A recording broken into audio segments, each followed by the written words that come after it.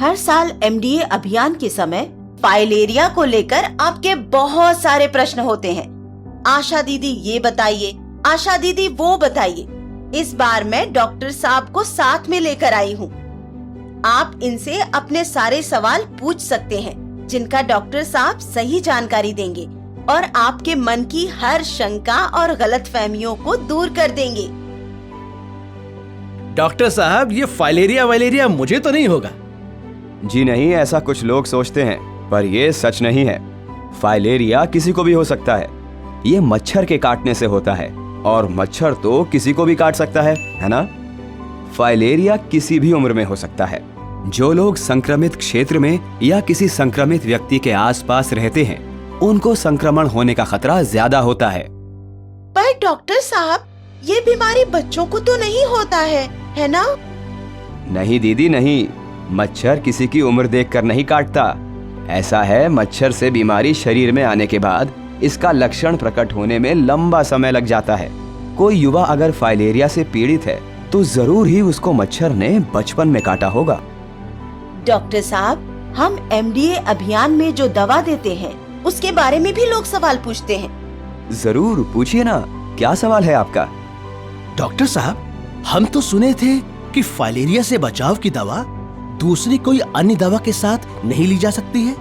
जी नहीं, ये दवा सुरक्षित है और अन्य किसी भी दवा के साथ ली जा सकती है।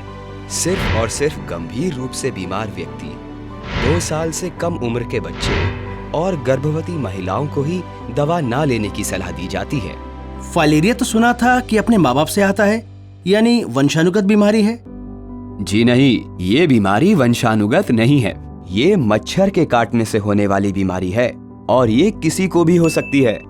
डॉक्टर साहब, ये दवा सरकार से मुफ्त में मिलती है, तो क्या ये असरदार होती है?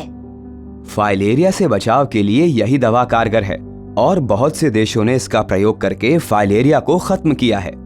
ये दवा सभी फाइलेरिया प्रभावित क्षेत्रों में खिलाई जाती है, अतः इसको स्वास्थ्य कर्मी के सामने खाना अनिवार्य है।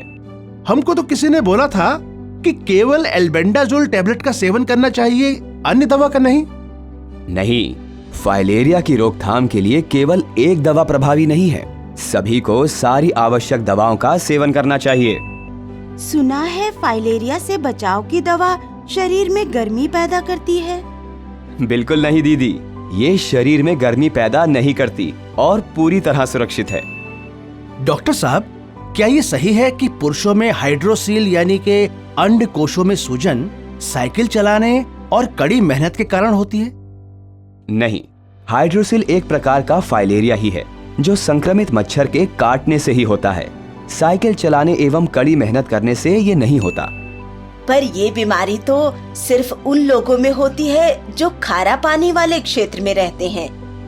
जैसा कि मैंने बताया, फाइलेरिया सिर्फ मच्छर के काटने से फैलता है और ये किसी को भी हो सकता है। डॉक्टर साहब, सब बोलते हैं कि ये बीमारी सिर्फ गरीब लोगों में ही होती है। ऐसा बिल्कुल नहीं है। ये बीमारी किसी को भी हो सकती है। मच्छर काटने के समय अमीर गरीब जाति और लिंग का फर्क नहीं करते। याद रहे, फाइलेरिया के रोकथाम के लिए मच्छरदानी का प्रयोग करें, अपने आसपास जल जमाव न होने दें और एमडीए के दौरान सरकार द्वारा मुफ्त दी जाने वाली फाइलेरिया से बचाव की दवा खाएं। फाइलेरिया का एक ही इलाज, इसे होने ही ना दें। धन्यवाद डॉक्टर साहब, आपने हमारी आंखें खोल दी। हम एमडीए के दौरान फाइलेरिया से बचाव की दवा जरूर खाएंगे। मिलकर रोकेंगे फाइलेरिया।